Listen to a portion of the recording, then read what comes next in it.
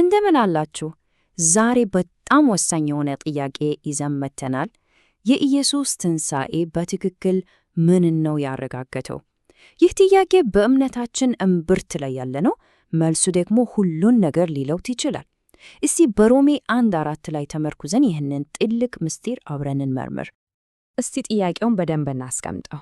ትንሣኤው ኢየሱስ አምላክ መሆኑን ያረጋገጠበት የመጨረሻው ማኅተም ነበር ወይስ ለሰው ልጆች ሁሉ አብነት ሆኖ ሊከተሉትን የሚችሉትን መንገድ ያሳየበት ነበር? ያው ይሄ ጥያቄ በሥነ መለኮት ውስጥ ለዘመናት ትልቅ ክርክር ሲያስነሳ የኖረ ነው። እስቲ እኛም ዛሬ በጥልቀት እንመልከተው። እንግዲህ የነገሩ ሁሉ መነሻ ይሄ ጥቅስ ነው፣ ሮሜ 1:4። ቁልፍ ሐሳቡ ከሙታን በመነሳቱ በኃይል የእግዚአብሔር ልጅ መሆኑ ተረጋግጧል የሚለው ነው። ግን የእግዚአብሔር ልጅ የሚለው ሐረግ እዚህ ጋር ምን ማለት ነው? ዋናው ክርክር የሚጀምረው ከዚች ነጥብ ላይ ነው።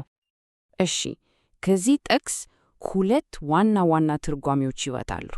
አንደኛው ኢየሱስን እንደ አንድያ ልጅ ማለትም እንደ ፈጣሪ ያየው፣ ሌላኛው ደግሞ እንደ በኩር ልጅ ወይም እንደ ፍጡራን አርአያ ያየው።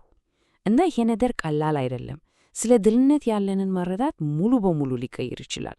እስቲ አንድ ባንደኛችን በቀላሉ ለማስቀመጥ ክርክሩ ይሄ ነው። ትንሣኤው ኢየሱስ ፍጹም የተለየ መለኮታዊ ማንነት እንዳለው ነው ያረጋገጠው ወይስ እንደ አንድ ፍጡር ሆኖ ለሌሎች ፍጡራን የሚሆንን መንገድ እንደጠረገ ነው ያሳየው? አንደኛው ወገን በመለኮትነቱ ላይ ሲያተኩር፣ ሌላኛው ወገን ደግሞ በአርአያነቱ ላይ ያተኩራል። እሺ፣ የመጀመሪያውን አመለካከት እንይ። አመክንዮ በጣም ግልጽና ቀጥተኛ ነው።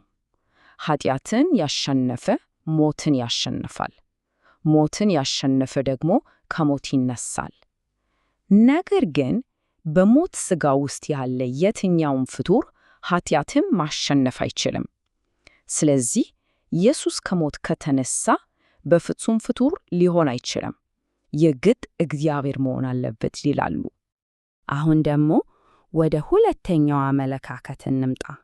ይሄኛው ደግሞ ፍጹም ከተለየ አቅጣጫ ነው የሚነሳው። ኢየሱስ ልክ እንደ ፍጹም አዳም ይህንን ሁሉ ያደረገው እንደ ፍጡር ሆኖ ነው ይላል።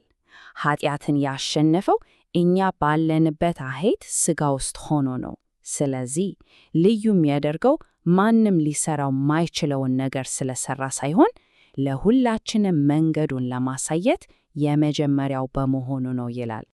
ስለዚህ ይህ ትንታኔ የሚያስቀምጠው መደምደሚያ ይሄ ነው። አዎ፣ ኢየሱስ አንድያው የእግዚአብሔር ልጅ ነው፣ እውነት ነው። ነገር ግን ትንሣኤው በተለይ ያረጋገጠው ነገር ቢኖር በፍጥረት መካከል ያለውን የበኩርነት ሚናውን ነው። ይሄም ማለት እርሱ የመጀመሪያው ነው፣ እኛም እንድንከተለው መንገድ ከፍቷል ማለት ነው። እሺ፣ ታዲያ ኢየሱስ በኩር መሆኑ ምን ማለት ነው? ይህ ትልቅ አንድምታ አለው። ትንሣኤው እንዲሁ አንድ ጊዜ ብቻ የተፈጸመና የሚደገም አይደለም ከሚለው አስተሳሰብ ይልቅ ለሌሎች ሊደገም የሚችል የአንድ ሥርዓት መጀመሪያ ነው ወደሚለው ይወስደናል። ይህ ሥርዓት ደግሞ ግልጽ ቅደም ተከተሎች አሉት። በመጀመሪያ ኃጢአት ማሸነፍ አለ። ከዛ ሞትን ድል መንሳት ይከተላል። ይሄ ደግሞ ወደ ትንሣኤ ይመራል። በመጨረሻም የእግዚአብሔር ልጅ መሆን ይረጋገጣል። ኢየሱስ እንግዲህ ይህንን መንገድ ለመጀመሪያ ጊዜ የተጓዘው ነው። እዚህ ላይ ግን አንድ በጣም ወሳኝ ነጥብ አለ። ኢየሱስ ይህንን ሁሉ ያደረገው በራሱ መለኮታዊ ኃይል ብቻ አይደለም። ይልቁንም በሰውነቱ ልክ እንደኛ ሙሉ በሙሉ በመንፈስ ቅዱስ ላይ በመደገፍ ነው ያደረገው። ይህም የሰው ልጆች ሁሉ ሊያደርጉት እንደሚገባ ታሰበውን መንገድ ማሳየቱ ነው። ይህ ሐሳብ ደግሞ ሮሜ 8 ላይ በጣም በሚያምር ሁኔታ ተቀምጧል። ፍጥረት የእግዚአብሔር ልጆች መገለጥን በናፍቆት ይጠባበቃል ይላል። በቃ ፍጥረት ራሱ የበኩሩን ፈለግ የሚከተሉ ሌሎች ልጆች እስኪገለጡ ድረስ በጉጉት እየጠበቀ ነው ማለት ነው። ግን ታሪኩ እዚህ ላይ አያበቃም። የኢየሱስ አርአያነት ከዚህም በላይ የሆነ ትልቅ ዓላማ አለው። ትንሣኤው ለሰው ልጆች መንገድ ከማሳየት ባለፈ በአጽናፈ ዓለም ለቀረበ አንድ በጣም ከባድ ክስ የተሰጠ የመጨረሻ መልስ ነበር። የግጭቱ ሁሉ ማዕከል የሰይጣን ክስ ነበር። ምንም የሚል ማንም ፍጡር የእግዚአብሔርን ሕግጋት መጠበቅ አይችልም። ሕጉ ራሱ ኢፍትሐዊ ነው። ይህ ክስ የእግዚአብሔርን ባህሪ ራሱ የሚገዳደር ነበር። እስቲ አንድ ጊዜ አስቡት። ይሄ ክስ እውነት ቢሆን ኖሮ የእግዚአብሔር ትእዛዛት የማይቻሉ ይሆናሉ። እግዚአብሔር ራሱ ሐሰተኛ ይሆናል። ኃጢአት የሚባል ነገር ትርጉም ያጣል። የእግዚአብሔር ፍርድም ፍትሐዊ አይሆንም። የፍጥረት የሞራል መሰረት ራሱ ይናጋል ማለት ነው። እዚህ ላይ ነው እንግዲህ ትንሣኤው ገብቶ ሁሉንም ነገር የሚለውጠው። ትንሣኤው ተአምር ብቻ አይደለም፣ የሰይጣንም ክስ ሙሉ በሙሉ ውድቅ ያደረገ ሕጋዊና ስነ ምግባራዊ ድል ነው። ስለዚህ የኢየሱስ ፍጹም ሕይወትና ትንሣኤው በዚህ ዓለም አቀፋዊ ፍርድ ቤት ውስጥ እንደ ወሳኝ ማስረጃ ቀረበ። አንድ ፍጡር የእግዚአብሔርን ሕግ መጠበቅ እንደሚችል በማያዳግም ሁኔታ አረጋገጠ። እና ይሄ ድል ለወደፊቱ ፍርዶች ሁሉ ሕጋዊ መሰረት ጥሏል። ሕጉ ፍትሐዊና ሊጠበቅ የሚችል መሆኑ ስለተረጋገጠ ያንን ሕግ መጣስ በእርግጥም ኃጢአት ነው ማለት ነው።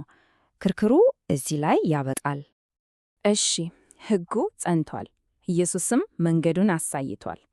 ታዲያ ይህ ለቀሪው የሰው ዘር ምን ማለት ነው? ይህ ማለት መንገዱ ተገፍቷል ማለት ነው። ግልጽ ነው፣ ግን ፈታኝ ነው። እዚህ ላይ ግን አንድ ወሳኝ እውነት አለ። በራሳችን ኃይል ይህንን መንገድ መከተል ፈጽሞ አንችልም። ልክ ኢየሱስ በሰውነቱ እንዳደረገው እኛም ስኬታማ ለመሆን በእግዚአብሔር ጸጋና በመንፈስ ቅዱስ ላይ ሙሉ በሙሉ መደገፍ ይኖርብናል። እኛ ጴጥሮስ ላይም ይሄ ሐሳብ በሚገባ ተቀምጧል። ክርስቶስ የእርሱን ፈለግ እንድትከተሉ ምሳሌን ትቶላችኋል ይላል። እርሱ ዝም ብሎ ሩቅ ቦታ ያለ አምላክ ብቻ አይደለም፣ ከፊት ከፊት የመራን ፈለጉን እንድንከተል ምሳሌ የሆነልን ነው። እናም የትንሣኤው የመጨረሻው ማረጋገጫ ይሄ ነው። እግዚአብሔርንና ባልንጀራን መውደድ የሚሉት ዋና ትእዛዛት የማይደረስባቸው ሕልሞች አይደሉም። ኢየሱስ በሕይወቱና በትንሣኤው እነዚህ ሊደረስባቸው የሚችሉ እውነታዎች መሆናቸውን አሳይተዋል። ይህ ሁሉ ነገር አንድ ትልቅ ጥያቄ እንድንጠየቅ ያደርገናል። ኢየሱስ እንደ በኩር ፍጡር ሆኖ መንገዱ እንደሚቻል ካረጋገጠ ይህ ስለ ሰው ልጆች የመጨረሻ እምቅ ችሎታ ምን ይነግረናል? ትንሣኤው ያለፈ ታሪክ ብቻ ሳይሆን ለወደፊታችን የተስፋ ብርሃን ነው። ስላዳመጣችሁኝ በጣም አመሰግናለሁ።